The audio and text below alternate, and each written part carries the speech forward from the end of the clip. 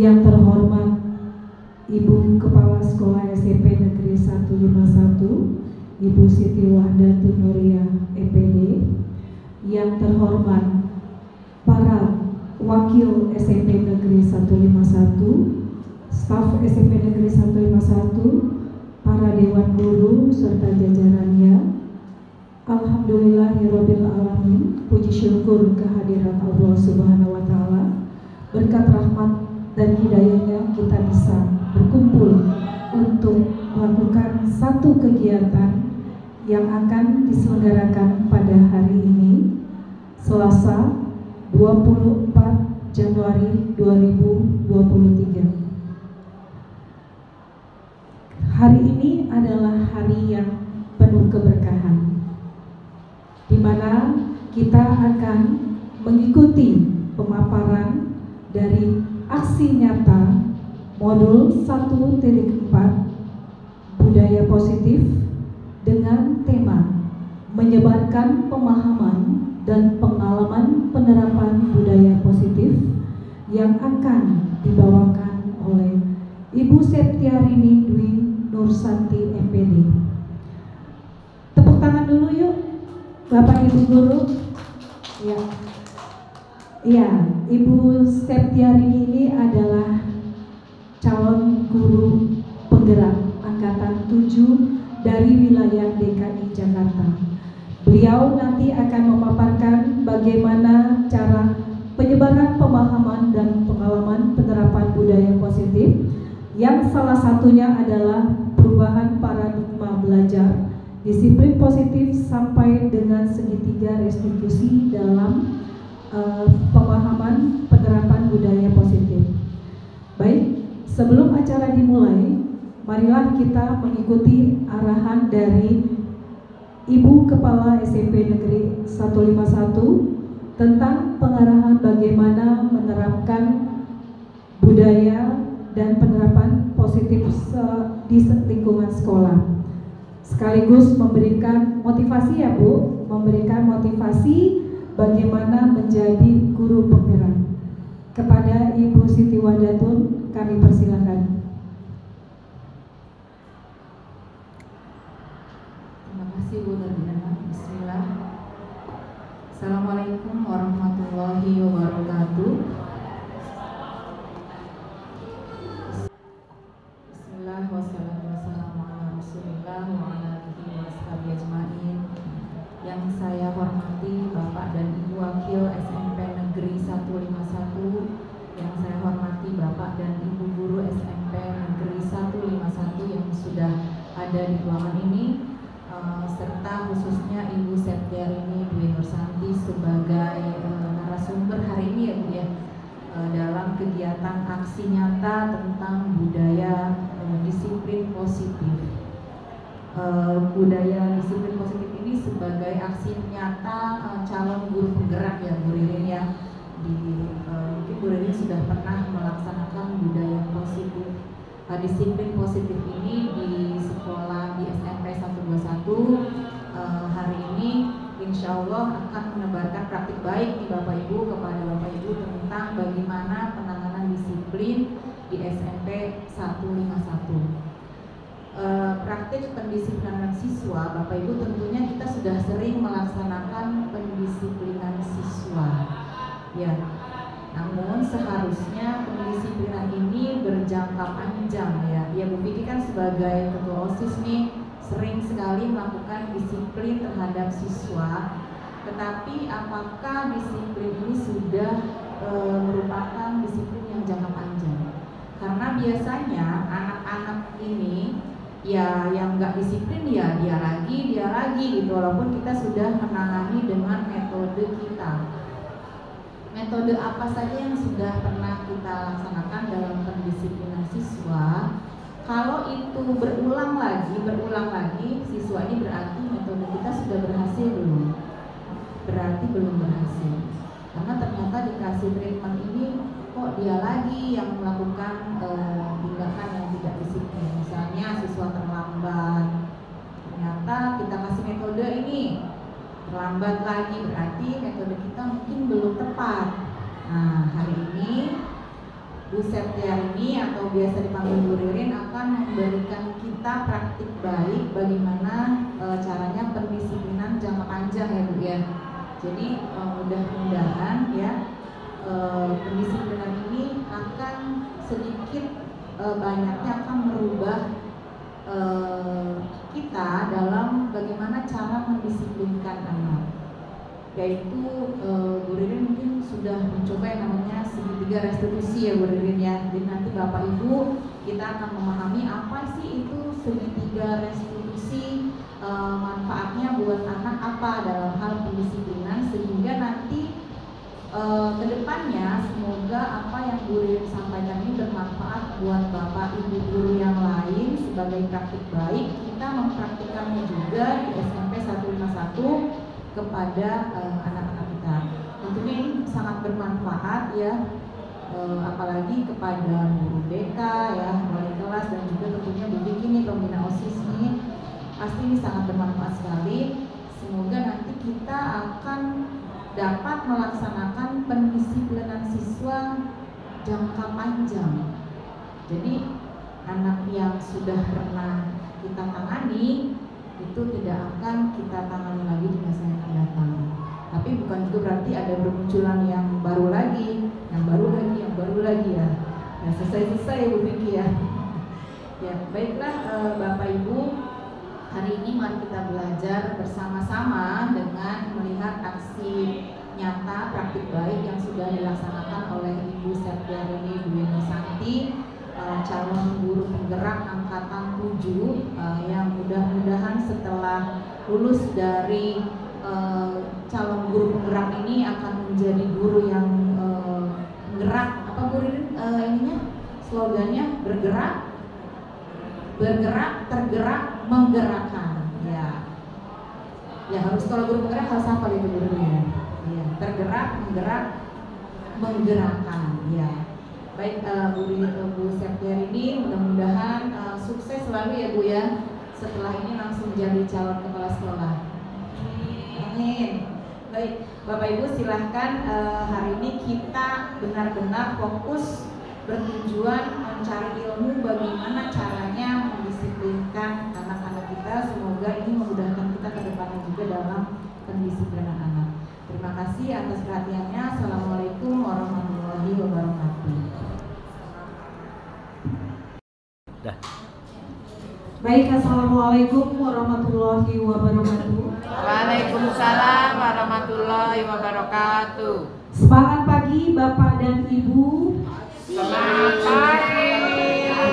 Kita tetap semangat pagi karena kita memiliki satu moto seperti yang kita baca di sini, tergerak, bergerak, dan menggerakkan, sehingga kita memiliki satu semangat, yaitu semangat pagi.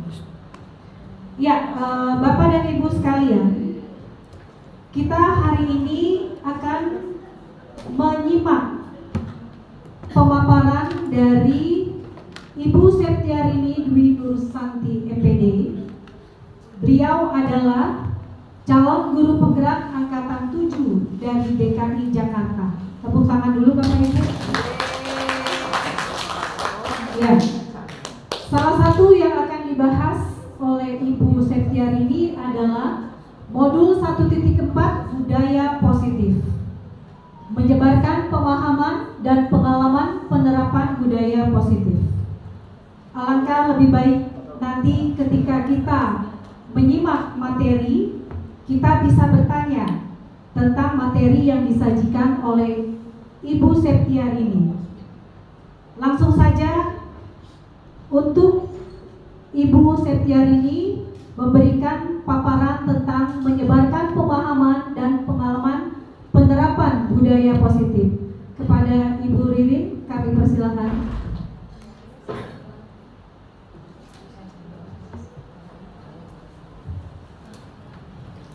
Bismillahirrahmanirrahim. Assalamualaikum warahmatullahi wabarakatuh. Waalaikumsalam warahmatullahi wabarakatuh. Semangat pagi. Semangat pagi. Pagi sangat luar biasa. Diulangi ya Ibu Bapak ya. Semangat pagi. Pagi.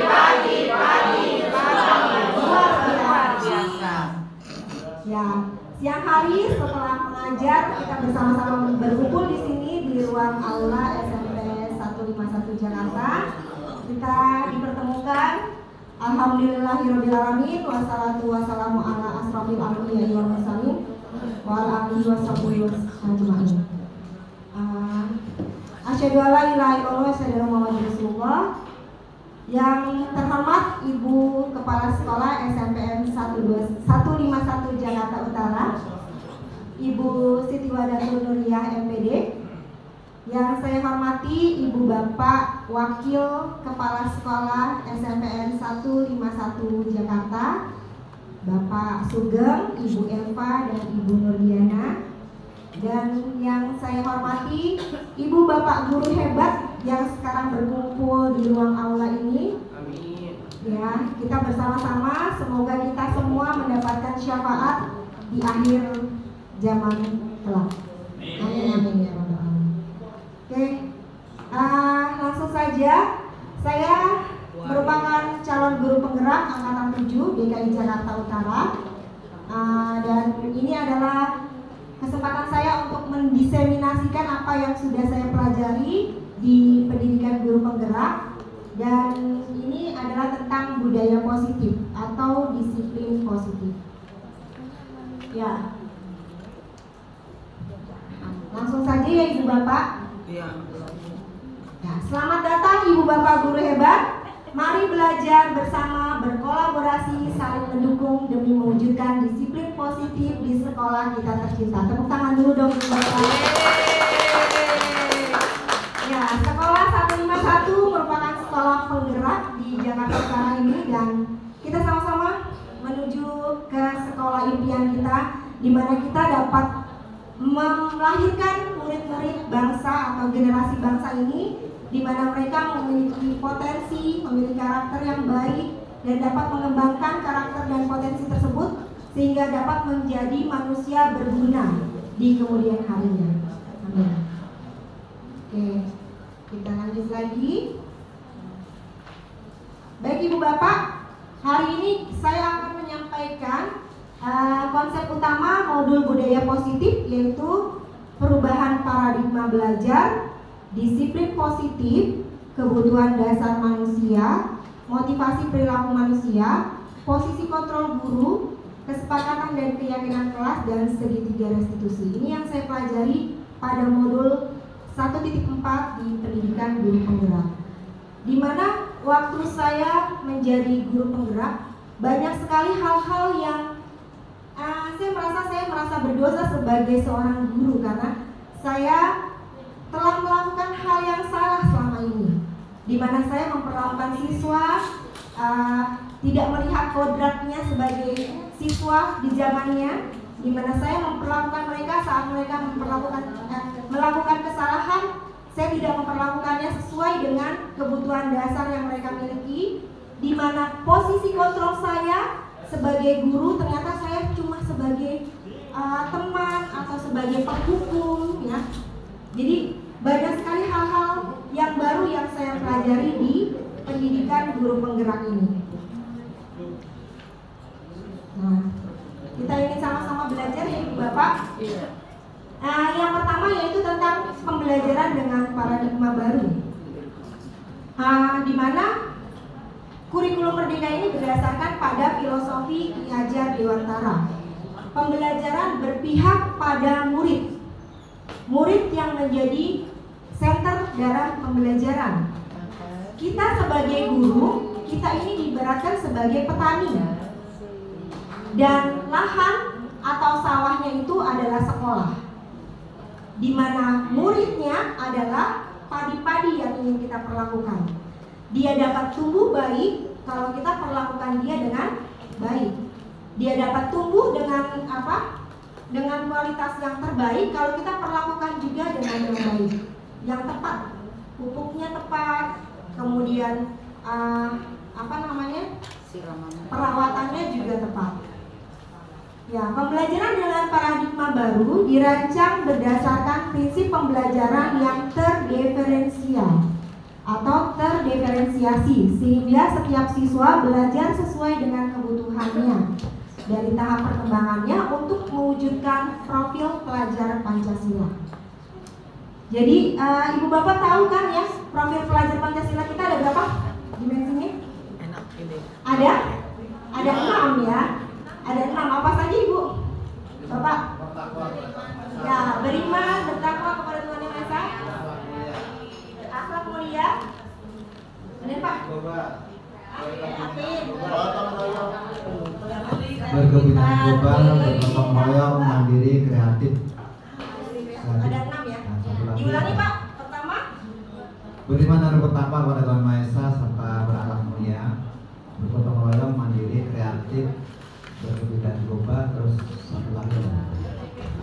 Berpikir kritis. ya, pertama Pak Yasin hebat euy. Pak, sudah cocok nih Pak, sudah lulus guru penggerak.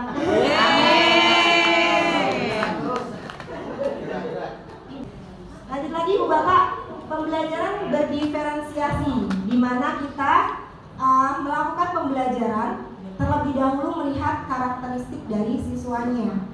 Dia punya minat dan bakatnya apa, gaya belajarnya seperti apa. Maka itu yang harus kita layani dia. Kita sebagai guru menuntunnya agar dia dapat mengembangkan potensi yang ada pada dirinya. Seperti itu. Nah, sekarang dari tadi kita bicarakan tentang budaya positif, disiplin positif. Apa makna disiplin positif, Ibu Bapak? Yang Ibu Bapak ketahui.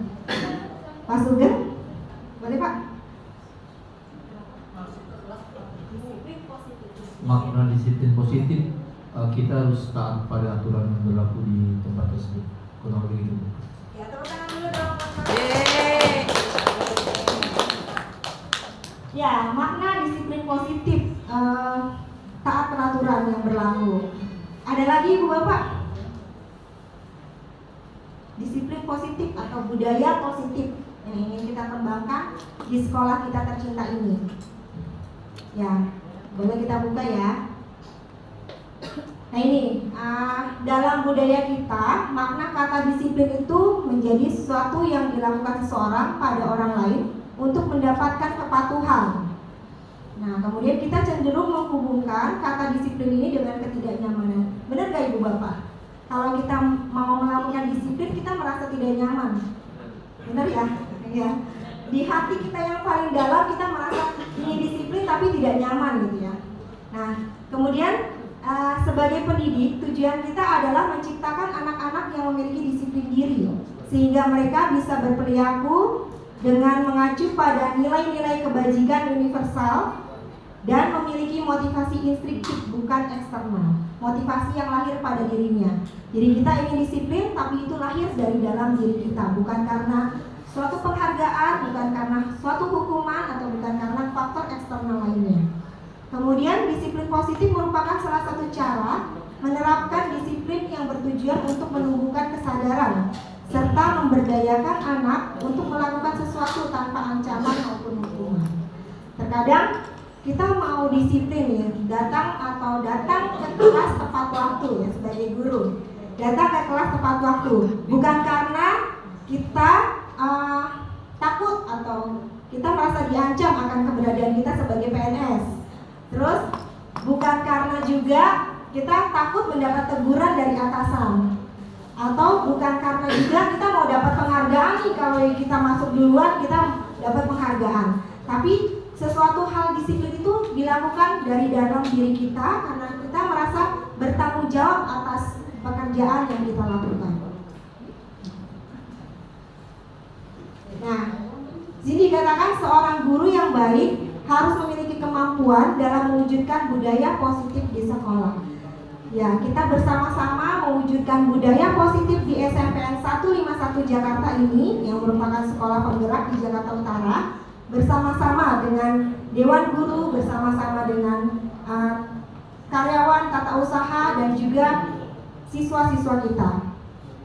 Kemudian budaya positif tersebut dapat dijalankan dengan menerapkan disiplin pembiasaan positif, memahami motivasi perilaku manusia berkaitan dengan hukuman dan penghargaan, posisi kontrol seorang guru, dan membuat keyakinan kelas atau kesepakatan kelas atau sekolah, dan penerapan segitiga restitusi dalam pemecahan masalah. Mungkin Ibu Bapak ada yang pernah dengar kata-kata segitiga restitusi? Belum ya, baru dengar ya. Sama. Begitu saya mengikuti guru penggerak ini, saya juga baru tahu, oh itu yang namanya restitusi, ya. Nanti kita bahas bersama. Ya, disiplin positif. Disiplin positif itu menumbuhkan rasa bertanggung jawab dan menanamkan nilai-nilai kebajikan, nilai kebajikannya.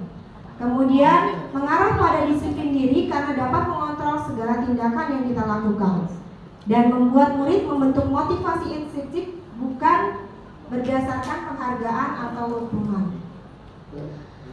Contoh sederhana gini Ibu Bapak. Jadi waktu pandemi itu kita semua diwajibkan menggunakan masker. Ini untuk disiplinnya. Kemudian kalau misalkan di tempat umum, katakanlah security suka mengingatkan kita. Jadi kesadaran yang timbul itu merupakan disiplin atau budaya positif. Kalau diingatkan berarti kita belum punya kesadaran itu, ya kan? Tapi juga ada hal lain. Kita pakai masker karena takut diingatkan, atau kita pakai masker karena biar dibilang taat aturan.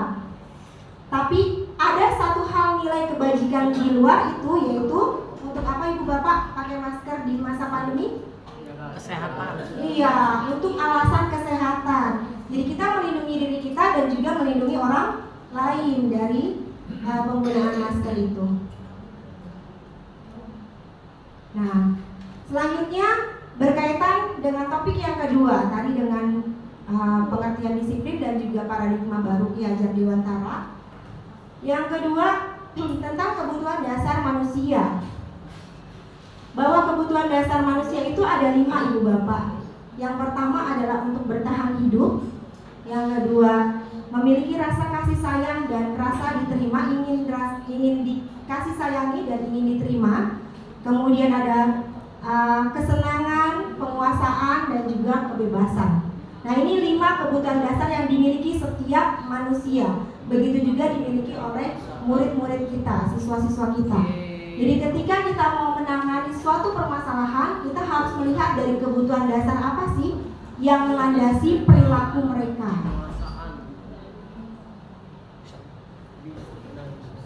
Nah ini ada kasus Ibu Bapak.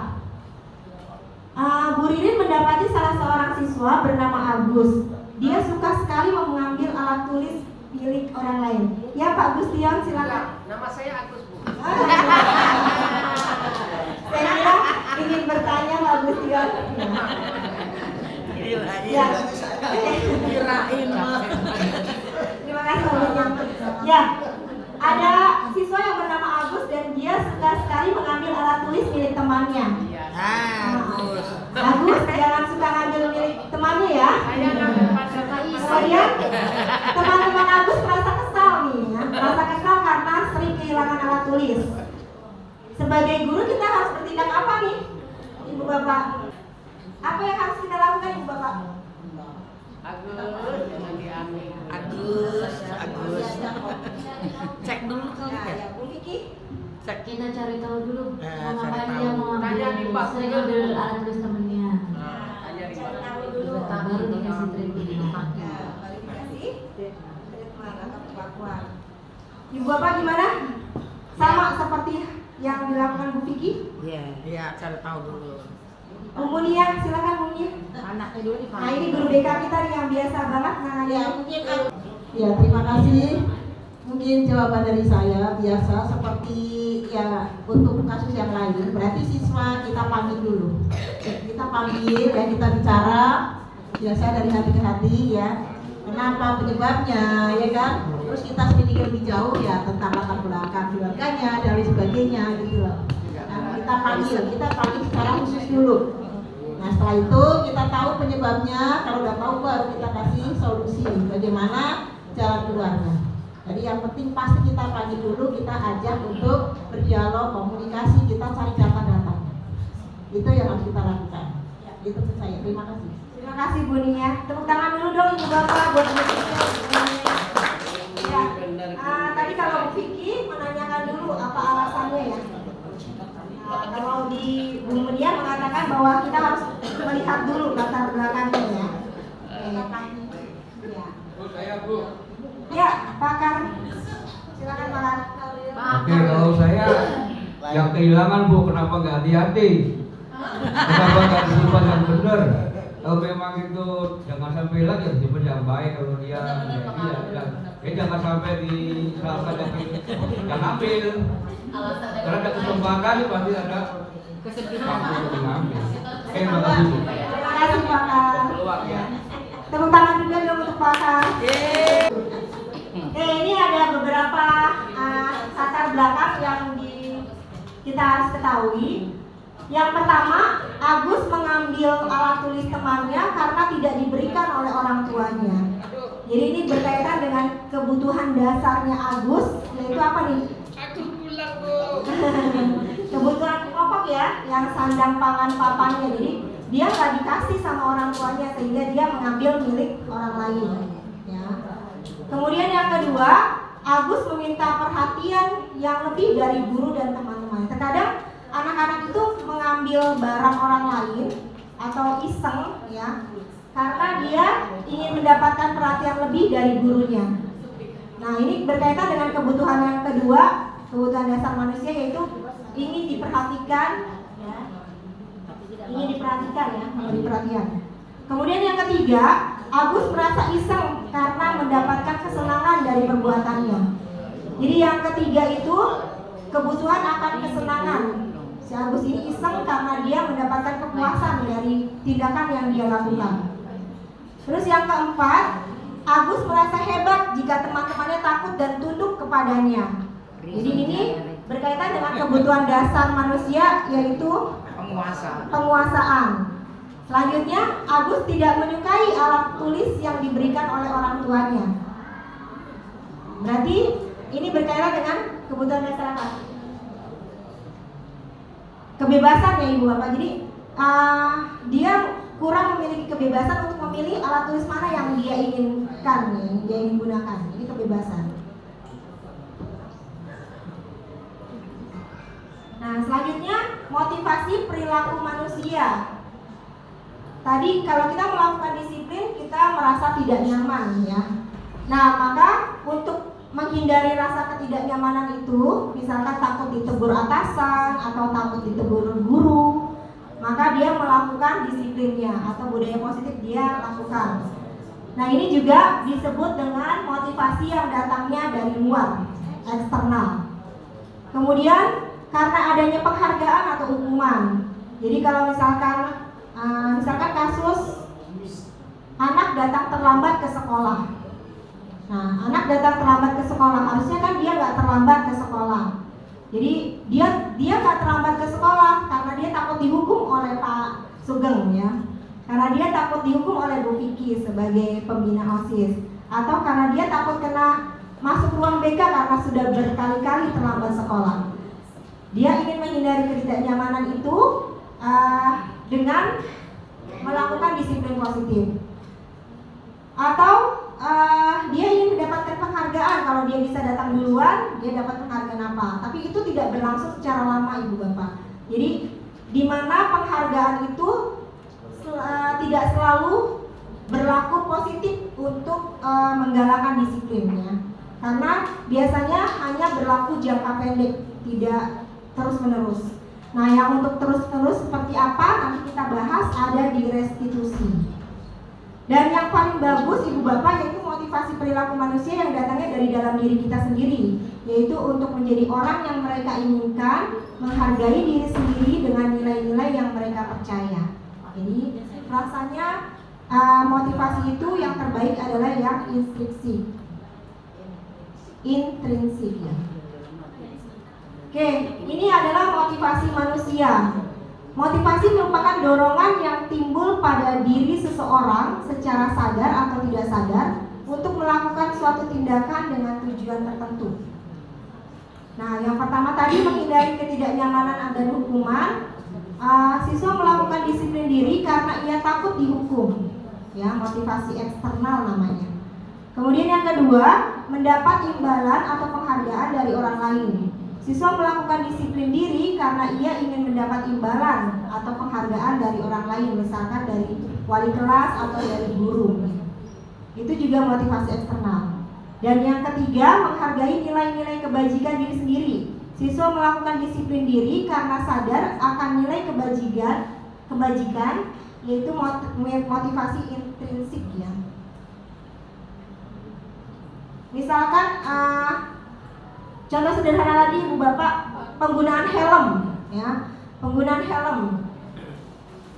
helm ketika berkendara. Kita gunakan helm ketika kita berkendara itu karena takut ditegur oleh polisi, takut kena tilang, atau ingin karena kita selamat dan tidak terjadi sesuatu ketika kita mengendarai kendaraan gitu ya. Itu perbedaannya.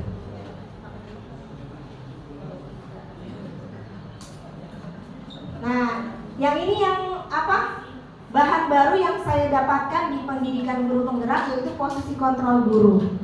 Jadi ternyata posisi kontrol guru itu ada 5. Kita ada di posisi yang mana? Kita sering berada di posisi yang mana? Apakah sebagai penghukum, ataukah sebagai pembuat rasa bersalah, sebagai teman, sebagai pemantau, atau sudah sebagai manajer? Sudah sampai mana Ibu Bapak? Kira-kira? Wah, keren. Bu Beta sudah sampai manajer ya. Nah, tepuk tangan dulu dong buat Bu Beta. Ya, posisi kontrol sebagai manajer adalah posisi kontrol yang terbaik yang dimiliki oleh seorang guru ya. Nah, kita lihat perbedaannya di mana kita sebagai penghukum, di mana kita sebagai pembuat rasa bersalah. Ya ini. Contoh penerapan 5 posisi kontrol guru. Misalkan kasusnya siswa tidak memakai atribut sekolah. Jika kita memposisikan diri kita sebagai penghukum, maka hal yang kita lakukan adalah patuhi aturan sekolah lalu berdiri di depan barisan. Maka itu sebagai penghukum. Pernah dilakukan nggak Ibu Bapak? Nah, sering ya. Ya, patuhi aturan sekolah dan berdiri di depan barisan. Kalau dia nggak pakai atribut sekolah, itu sering banget ya ketika kita upacara, kita mendapati anak yang tidak pakai atribut dan kita menyuruhnya dia berdiri di depan barisan. Berarti posisi kontrol kita sebagai penghukum. Nah, yang kedua, pembuat rasa bersalah. Ini juga sering saya lakukan karena biasanya ibu-ibu nih yang seperti ini ya. Nih, lihat nih. Berapa kali ibu guru bilang harus memberitahu kamu, bu guru kecewa deh sama kamu. Pernah nggak Ibu Bapak melakukan itu? Sering banget ya. Biasanya ibu-ibu yang sering gitu.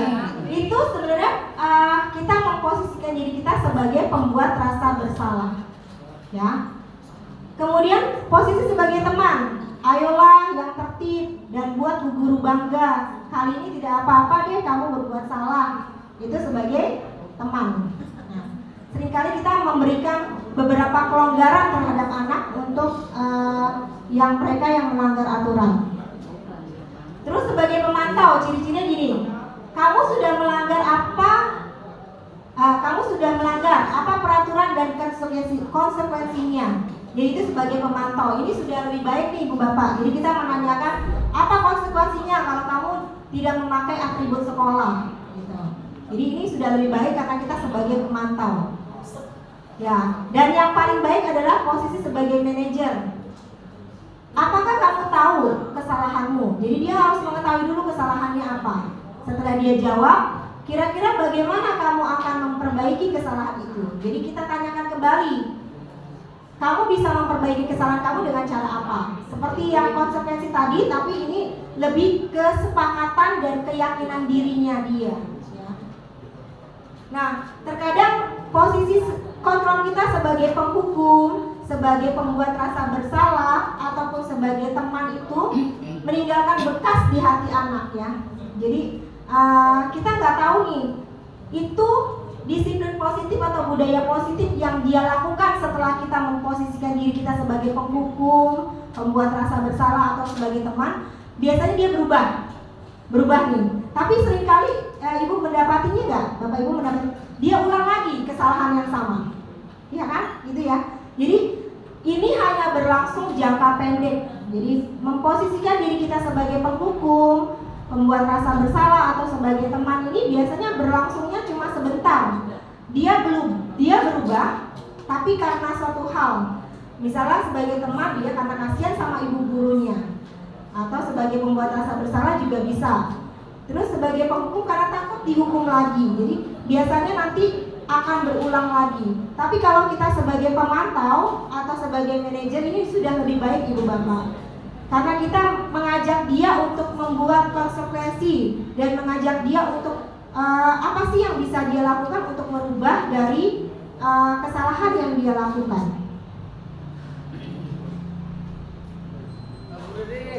Ya, siap. Sedikit boleh? Boleh Pak. Baik, Assalamualaikum warahmatullahi wabarakatuh. Waalaikumsalam. Ini contohkan contohnya ada 5 posisi ya. Menurut saya itu belum balance sebagai seorang guru yang menghadapi murid terus menerus. Sebaiknya seorang guru itu biar dia paham siapa dia dan bisa memahami siapa di mana muridnya. Semua guru itu harus mempunyai semua posisi itu. Kalau saya nggak pilih satu, tapi semuanya harus kita punya. Dan semuanya kita lakukan.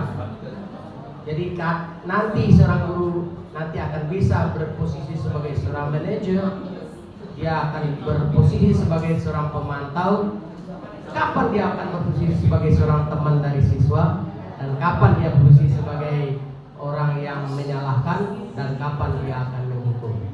Itu menurut saya yang balance. Terima kasih. Terima kasih Pak Gustian.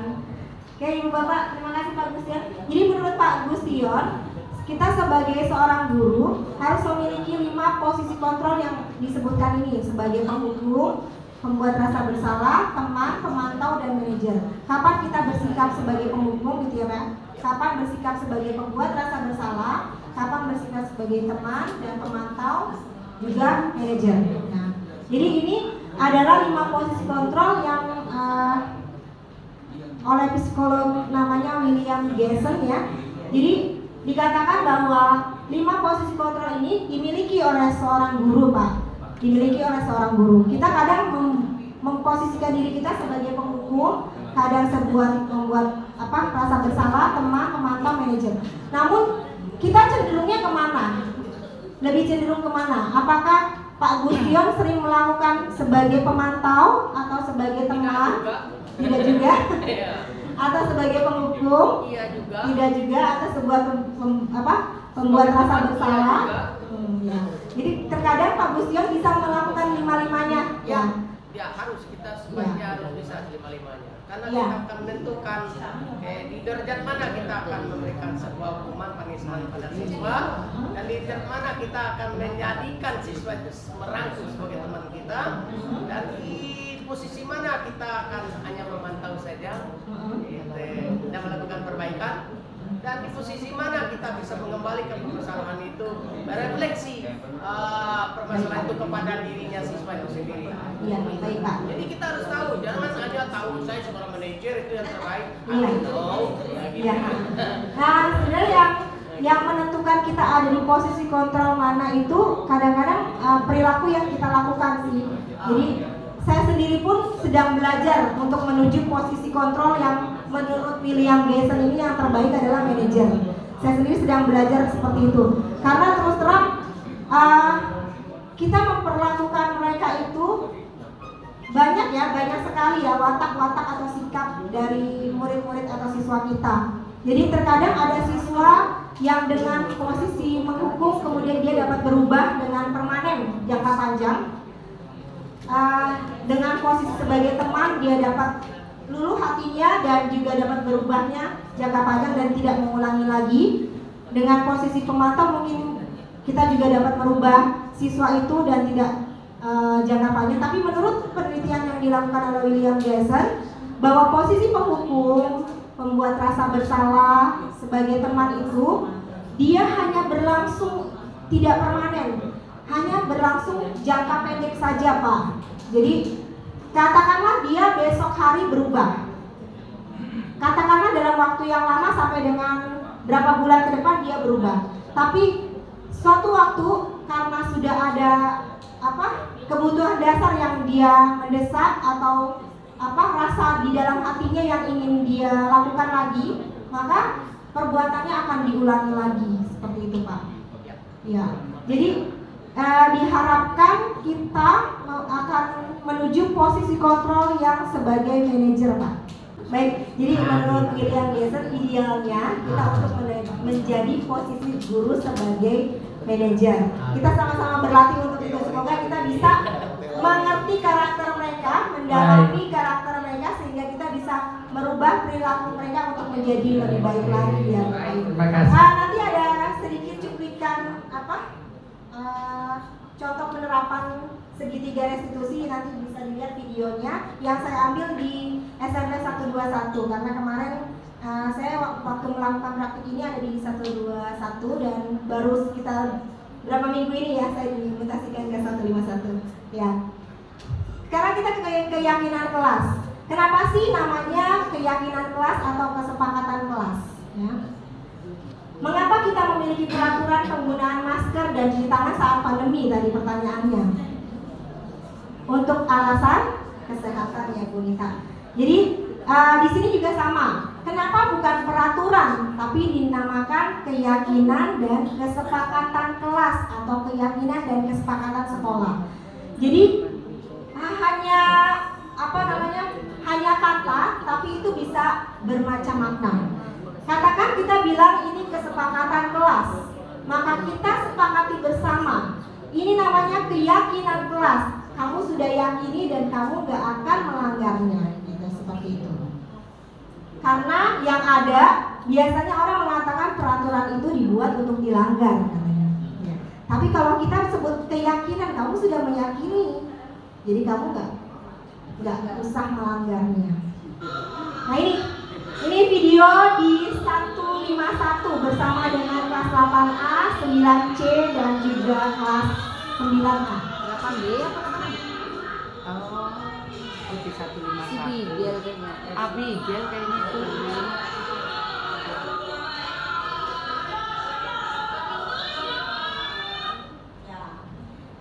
Kita bersama-sama dengan siswa kita membuat kesepakatan kelas, membuat keyakinan kelas. Kalau ini sudah jadi kesepakatan kelas, udah berapa kelas ini yang saya ajarkan dan mereka sudah tempel di depan itu. Nanti ibu bapak bisa membacanya jika sesuai dengan kelas pelajaran ibu bapak bisa mengikutinya. Jadi saya bikin keyakinan atau kesepakatan kelas matematika karena bikinnya dengan saya. Tapi nanti kalau ibu bapak menyetujuinya bisa digunakan untuk kesepakatan kelas tersebut. Jadi bersama-sama mereka mengajukan kita pelajaran matematika itu maunya seperti apa. Kalian maunya saya sebagai guru bagaimana. Dan kalian mau teman-teman kalian saat pelajaran itu seperti apa. Jadi semuanya mereka yang tulis, tapi dari tulisan itu tidak langsung dijadikan kesepakatan, tapi kita harus tahu dulu bahwa ini jadi sepakat apa enggak. Kalau nanti banyak yang enggak sepakat, enggak usah. Jadi bersama-sama, termasuk juga gurunya. Karena dari mereka ya, namanya juga anak-anak ya, mereka kan dunianya adalah dunia bermain dan maunya kesenangan sendiri. Mereka katakan seperti ini, boleh bawa handphone, katanya gitu. Ditulislah, terserah kamu. Keterbukaan, apapun yang kalian inginkan jadi kesepakatan silakan tulis. Dia tulis boleh bawa handphone. Oke, siapa yang setuju dan siapa yang tidak setuju?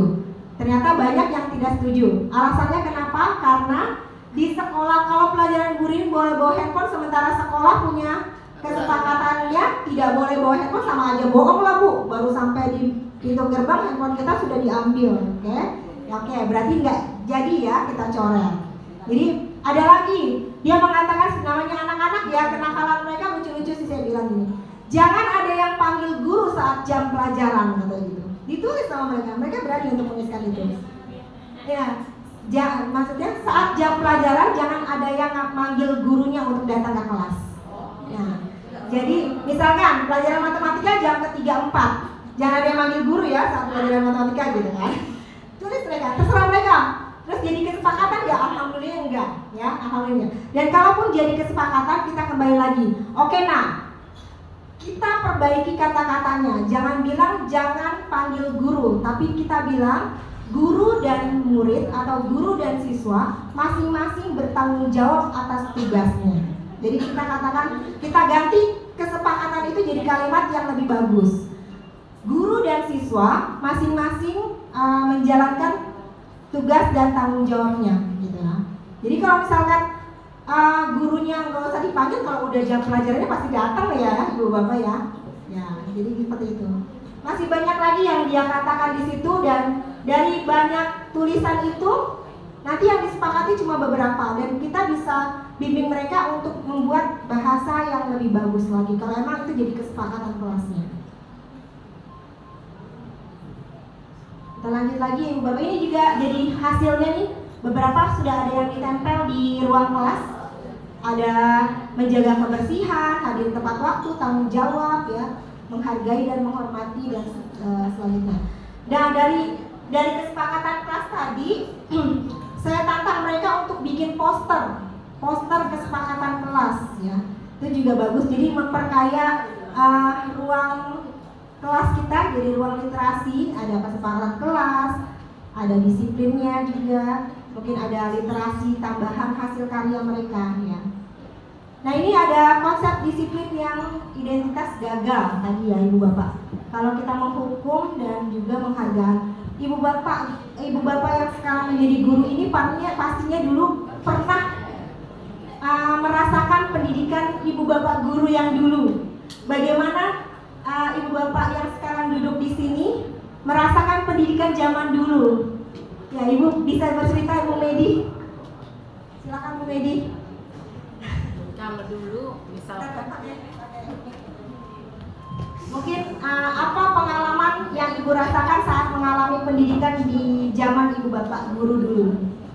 Kalau zaman dulu yang saya pernah rasakan, tapi tidak semua guru ya Bu ya, masih ada zaman feodal. Meskipun gurunya salah atau terlambat, tapi tetap yang salah adalah muridnya. Guru adalah benar. Guru adalah Guru benar. adalah benar ya. Guru selalu benar. Jika guru salah, kembali lagi ke nomor 1 gitu. Kedua, kita pernah disuruh jaga anaknya di kantor, sementara kita harus ketinggalan dengan mata pelajaran kita. Dan memang ya antara senang dan tidak. Itu yang Bu Medi rasakan, antara senang dan tidak. Iya. Kira-kira ibu mau melakukan hal yang sama terhadap siswa kita? Tidak Bu, tidak. Kita tepuk tangan dulu buat Bu Medi. Ya, luar biasa. Jadi mungkin ibu bapak guru yang duduk di sini juga pernah merasakan pendidikan zaman dahulu ya. Ibu Medi bilang zaman feodal ya, dimana guru itu adalah selalu benar ya. Kalaupun dia datang terlambat ke sekolah atau datang terlambat ke kelas, atau dia melakukan yang tidak boleh dilakukan oleh siswanya, kembali lagi guru selalu benar gitu ya. Dan itu bolehkah dilakukan sekarang ibu bapak? Enggak ya. Mereka siswa-siswa kita sudah kreatif. Kalau misalkan sudah bisa berpikir kritis, sudah bisa berbicara. Kalau misalnya kita melakukan hal yang sama, dia akan ngomong gitu. Saya nggak boleh datang terlambat, kenapa ibu terlambat gitu. Saya nggak boleh pakai topi, kenapa bapak pakai topi gitu misalnya. Mana guru adalah contoh teladan yang ditiru juga oleh siswa-siswa kita gitu ya. Karena mereka tadi saya ibaratkan kita adalah petani, mereka adalah padinya. Kalau padinya kita nggak rawat dengan baik, maka hasilnya pun akan rusak gitu ya. Tapi kalau dia dirawat dengan baik, dengan pupuk yang baik, kemudian dengan perawatan, kadang-kadang ada yang mengatakan bahwa hatinya seorang petani itu juga bisa nyambung ke tanaman itu ya. Dia padinya itu akan hasilnya baik jika petani itu riang, jika petani itu menjalankannya dengan ikhlas sebagai pekerjaannya petani. Nah itu juga gitu. Jadi konsep dasar atau yang dimiliki oleh siswa mereka adalah senang bermain-main atau senang kebebasan. Jadi itu yang harus kita ketahui. Tapi bukan berarti kita harus belajar dengan bermain terus.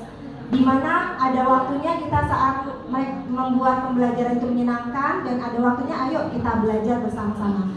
Karena satu mungkin yang harus kita tanamkan ke mereka, belajar matematika itu gak hanya tentang materi matematika, Belajar bahasa gak hanya tentang materi bahasa, atau belajar olahraga tidak hanya olahraga, tapi ada nilai karakter yang tersembunyi di setiap mata pelajaran yang disampaikan oleh ibu bapak guru. Dimana kamu seorang pelajar, tugasnya ya belajar. Kalau kamu nggak suka dengan matematika, atau nggak suka dengan olahraga, atau nggak suka dengan bahasa, kamu tugasnya pelajar. Ikuti dulu. Nanti ada nilai-nilai karakter yang kamu dapat dari pembelajaran bapak ibu guru. Karena setiap bapak ibu guru itu menyampaikan nilai karakter secara berbeda-beda, terutama dengan matematika. Di sini di matematika diajarkan bagaimana mereka itu berpikir secara sistematis, ya. Jadi ketika nanti dia dewasa, dia menghadapi permasalahan hidupnya. Jadi diharapkan siswa itu berpikirnya secara sistematis, bagaimana sih menghadapi permasalahan. Selesaikan dari mana dulu nih, mulai dari hal yang ini, oh iya kita harus begini, selanjutnya kemana lagi, oh begini, bermediasi dengan yang ini, kemudian menyelesaikan masalahnya dengan begini. Jadi itu pemikiran atau karakter yang ingin didapat dari pembelajaran matematika. Jadi mungkin pembelajaran yang lain juga ada nilai karakter yang berbeda-beda. Dan intinya mereka dapat menjadi generasi tangguh di masa depan yang siap menghadapi permasalahan hidup. Itu yang utama. Karena sekarang itu orang yang sukses itu bukan orang yang pintar saja, tapi bagaimana orang itu dapat menyelesaikan permasalahan dirinya dan juga orang lain. Seperti itu ya Ibu Bapak. Nah, ini dengan hukuman, biasanya hukuman itu akan mengakibatkan menyakitkan hati si anak, tidak nyaman. Kemudian siswa menjadi takut, terkesan memaksa. Kemudian siswa juga menyembunyikan kesalahannya seperti yang Pak Gustio tadi bilang. Jadi rendah diri ya, dan selanjutnya. Kemudian dengan penghargaan ini juga tidak semuanya baik ya. Bisa jadi merusak hubungan karena dia iri. Kok yang dapat penghargaan si A saja, si B tidak. Terus mematikan kreativitas. Anak itu melakukan disiplin positifnya itu saja karena dia mendapat penghargaannya di situ. Jadi kurang kreatif. Kemudian dibilang menghukum dengan sistem ranking. Jadi karena ada ranking atau penghargaan, anak-anak yang di bawah ini justru bukan termotivasi, justru malah rendah diri. Kemudian menghampas hak menghargai dirinya, ya. Itu juga dari identitas gagal penghargaan. Yang identitas sukses adalah konsekuensi dan restitusi. Di sini katakan konsekuensi yaitu masih penguatannya jangka pendek, karena kita tahu tadi anak yang datang terlambat, akhirnya dia konsekuensinya misalkan kita berikan waktu, kamu datang 10 menit terlambat, berarti nanti kamu istirahatnya 10 menit lebih lama gitu konsekuensinya, misalkan yang dia katakan seperti itu. Tapi itu akan berlangsung jangka pendek. Kemudian perlu monitoring, kita harus terus memonitor dari si siswa tersebut karena konsekuensinya dilakukan atau enggak, tergantung dari stimulus respon.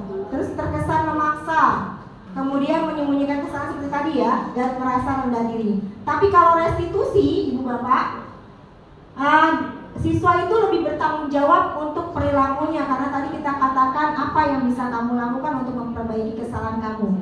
Kemudian berfokus pada pemecahan masalah yang jangka panjang. Kemudian siswa juga menghormati diri sendirinya, nah, mengontrol diri sendiri dan bersemangat. Dan yang paling penting adalah setelah melakukan kesalahan, siswa dapat kembali dengan nyaman di kelompoknya. Nah ini ada contoh, Ibu Bapak mungkin dapat menggolongkan apakah ini termasuk hukuman atau konsekuensi. Iva kurang menguasai pelajaran matematika, sehingga pada saat pelajaran tersebut berlangsung, dia lebih banyak berdiam diri atau menggambar di buku pelajarannya. Pada saat guru matematikanya Pak Seno menanyakan pertanyaan menanyakan kepada Iva pertanyaan, ia menjadi gugup dan tak sengaja menjatuhkan tasnya dari kursi. Serta tiba-tiba dia menjadi gagap ketika ditanya oleh Pak Seno. Ya, Pak Seno saat itu membiarkan teman-temannya mengetawahi Iva dan juga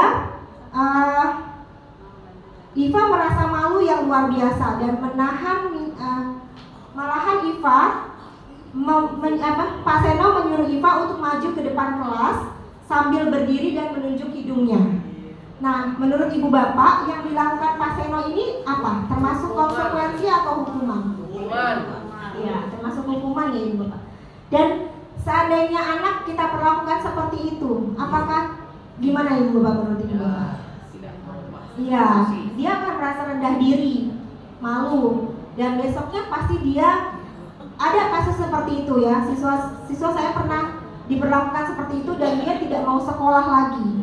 Malah kita termasuk yang ikut andil untuk masa depan dia ya. Jadi hukuman itu sangat membekas di hati siswa kita. Nah, ini konsep disiplin pendekatan restitusi, sebuah cara menerapkan disiplin pada siswa. Pengertian restitusi adalah proses menciptakan kondisi bagi murid untuk memperbaiki kesalahan mereka sehingga mereka dapat kembali pada kelompoknya dengan karakter yang lebih kuat. Itu restitusi. Nah, ciri-cirinya bukan menebus kesalahan, namun belajar dari kesalahan. Kemudian ciri-ciri restitusi adalah memperbaiki hubungan. Kemudian tawaran, bukan paksaan. Kemudian menuntun untuk melihat ke dalam diri. Jadi ditanyakan lagi siswanya seperti apa.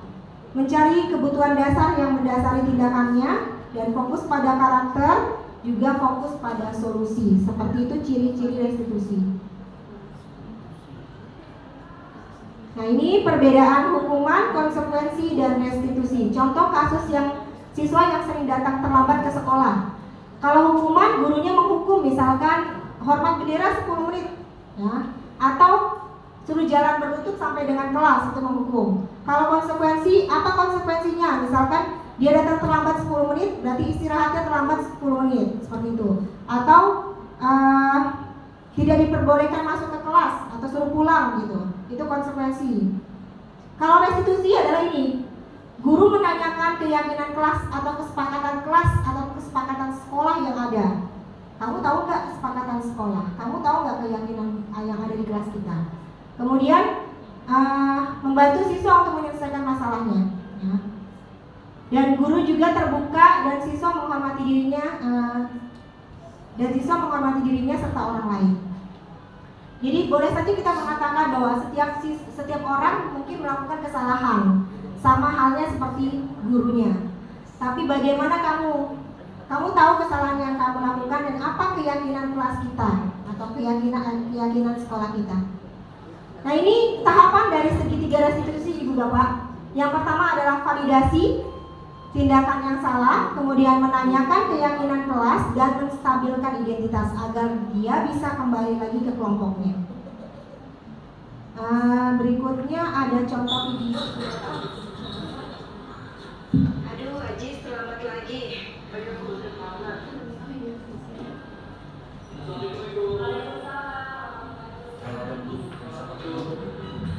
Jis, tahu kenapa guru dimakan di sini?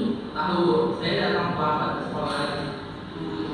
Jadi guru ini tidak pertama lagi dari nanti sudah 2 kali ini ya sampai ke sekolah ya. Benar Bu. Jis, setiap orang itu pasti pernah melakukan kesalahan. Ya. Oke, Ajis, apa sih alasan kamu terlambat ke sekolah? Semalam saya nonton Netflix dan main game juga lama. Mungkin saya datang belum terlambat. Tahu kesepakatan kelas kita? Tahu. Apa? Dan saya tidak datang tepat waktu di kelas. Kira-kira apa yang harus kita lakukan untuk memperbaiki kesalahan?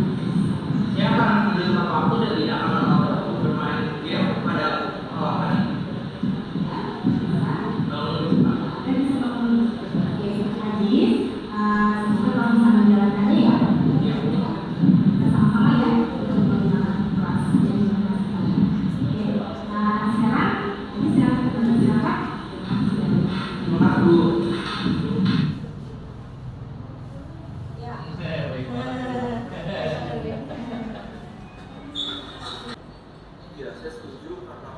Ini testimoni yang dilakukan. Dengan cara ini kita bisa memperbaiki kesalahan dan tidak mengulang kesalahan yang sama. Terima kasih.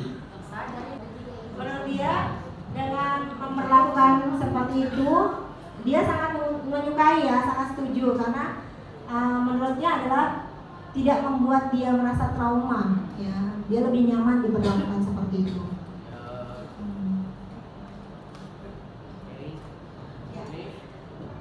Baik Ibu Bapak, dalam penerapan program disiplin positif ini, guru hendaknya memiliki kompetensi sesuai dengan Perdirjen GTK nomor 6565 BGT 2020, yaitu apa Ibu Bapak? Jadi yang tadinya kita punya 4 kompetensi guru, sekarang di Perdirjen itu kita hanya memiliki 3 kompetensi guru, yaitu yang pertama pengembangan profesi. Pengembangan profesi ini sebelumnya ada kompetensi kepribadian dan sosial. Jadi sekarang namanya pengembangan profesi. Kemudian yang kedua pengetahuan profesional, tetap ada ya kompetensi profesional guru. Dan yang ketiga adalah praktik pembelajaran profesional yang dulunya dari pedagogi ya. Jadi di Perdirjen GTK nomor 6565 BGT 2020 yang 4 kompetensi guru sekarang diperkecil menjadi 3. Namun yang di kompetensi yang pertama itu pengembangan profesi itu menyangkut dari profesi kepribadian dan sosial ya. Jadi hampir sama. Di mana guru dapat berefleksi sesuai dengan posisi kontrolnya tadi ya. 5 posisi kontrol guru. Bagaimana perjalanan dirinya sebagai among ya, guru itu sebagai manajer. Kemudian yang menuntut siswa menjadi insan yang berkarakter mulia, mandiri, merdeka dan bertanggung jawab. Kita guru saat ini adalah jadi tanggung jawab atas generasi emas 2045 siswa-siswa kita. Jadi bagaimana dia di 2045 itu jadi sosok yang sukses, jadi sosok yang mempunyai karakter yang baik adalah hasil didikan kita saat ini. Jadi Ibu Bapak, kita mari bersama-sama membangun pendidikan ini jadi pendidikan yang lebih baik. Menuntun siswa-siswa kita dan memperlakukan mereka sesuai dengan kodrat zamannya agar mereka dapat menjadi manusia tangguh generasi emas 2045. Jadi kita akan menikmati nanti tahun 2045 mereka adalah pemimpin-pemimpin bangsa. Hasil didikan kita Ibu Bapak. Semoga sesi belajar kita hari ini dapat membawa manfaat sehingga dapat mewujudkan pelajar berprofil Pancasila. Dan ini adalah sekolah kita, sekolah SMPN 151 Jakarta Utara, di mana sekolah ini adalah sekolah penggerak. Dan luar biasa, saya baru beberapa minggu di sini dan saya dapati sebenarnya di sini ada banyak sekali motivasi untuk siswa-siswa kita ya. Ada tentang kunci kesuksesan, kalau dia baca setiap hari siapa tahu dia mau mengikutinya. Ini bisa kita lihat nanti. Kemudian ada 9 kecerdasan manusia. Ini juga harus diketahui siswa-siswa kita bahwa mereka punya 9 kecerdasan yang berbeda-beda, dan bagaimana kita sebagai guru dapat memfasilitasi kecerdasan itu sehingga dapat menjadi maksimal potensi yang ada pada dirinya. Kemudian perlakuan bullying yang nggak boleh dilakukan, yang boleh dilakukan seperti apa. Dan ada 7 orang yang memiliki kecerdasan spiritual ya. Ini semuanya kalimat-kalimat motivasi yang luar biasa yang ada di sekolah kita tercinta. Dan akhirnya, terima kasih Ibu Bapak, salam dan bahagia Ibu dan Bapak guru hebat. Terima kasih. Mohon maaf atas segala kekurangan. Wassalamualaikum warahmatullahi wabarakatuh. Waalaikumsalam warahmatullahi wabarakatuh. Ya, baik Bapak Ibu, cukup menarik materi yang disampaikan oleh Ibu Ririn.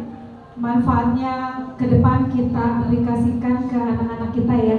Bagaimana kita menjadi guru yang hebat, salah satunya adalah ya tadi kita menjadi guru, bagaimana kita menjadi manajer, bagaimana kita bisa membina sebetulnya, membina daripada karakter siswanya yang kita ajak berbicara di sini.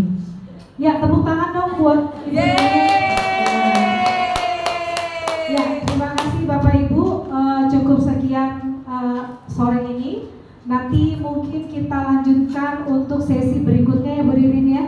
Ya, terima kasih. Saya tutup. Wassalamualaikum warahmatullahi wabarakatuh. Waalaikumsalam.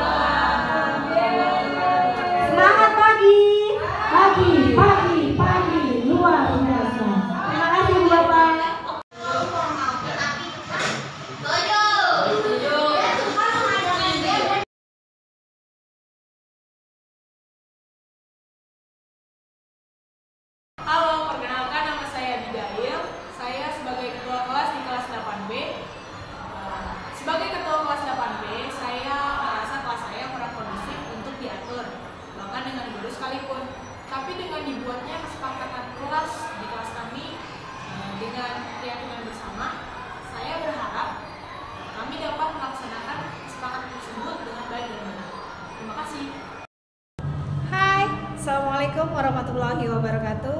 Saya Nurdiana dari SMP Negeri 151, guru bidang studi Bahasa Indonesia. Kali ini saya ingin memberikan testimoni untuk Ibu Septiarini yang sudah memberikan materi kami tentang budaya positif. Sungguh luar biasa materi yang diberikan. Mudah-mudahan ini adalah acuan baru bagi sekolah kami yang akan kami terapkan tentang budaya positif. Bukan hanya dari kami para guru, seluruh warga sekolah pun harus memiliki budaya positif. Murid yang berprestasi, murid yang bisa maju, ada kalanya memiliki tantangan. Tapi ini bisa kita kendalikan, bisa kita arahkan melalui budaya positif yang nantinya gurulah yang memberikan arahan kepada siswa-siswa tersebut. Sukses selalu Bu Septiarini, maju terus, pantang menyerah. Kami berharap selalu maju untuk Bu Septiarini. Terima kasih. Assalamualaikum warahmatullahi wabarakatuh. Saya Siti Wahdatun Nuriyah, Kepala SMP Negeri 151 Jakarta, ingin memberikan testimoni tentang kegiatan aksi nyata yang telah dilaksanakan oleh Ibu Septiarini Dwi Nursanti, yaitu menerapkan budaya positif. Dalam hal ini adalah disiplin positif. Kegiatan ini sangat bermanfaat sekali bagi guru-guru di SMP 151 tentang bagaimana caranya menerapkan segitiga restitusi dalam mendisiplinkan siswa, agar pendisiplinan siswa ini akan menjadi disiplin jangka panjang bagi siswa, sehingga siswa dapat menyadari apa arti disiplin bagi dirinya dan bagaimana cara memperbaiki dirinya di masa yang akan datang. Sangat baik kegiatan ini, semoga guru-guru di SMP 151 dapat menerapkan apa yang sudah disampaikan dan sudah dilaksanakan oleh Ibu Septiarini Dwi Nursanti sebagai CGP Angkatan 7, sehingga dampaknya akan berimbas kepada siswa-siswi di SMP Negeri 151. Mereka akan menjadi pribadi yang lebih disiplin, berbudaya disiplin di SMP Negeri 151. Demikianlah testimoni dari saya, semoga bermanfaat. Terima kasih. Assalamualaikum warahmatullahi wabarakatuh.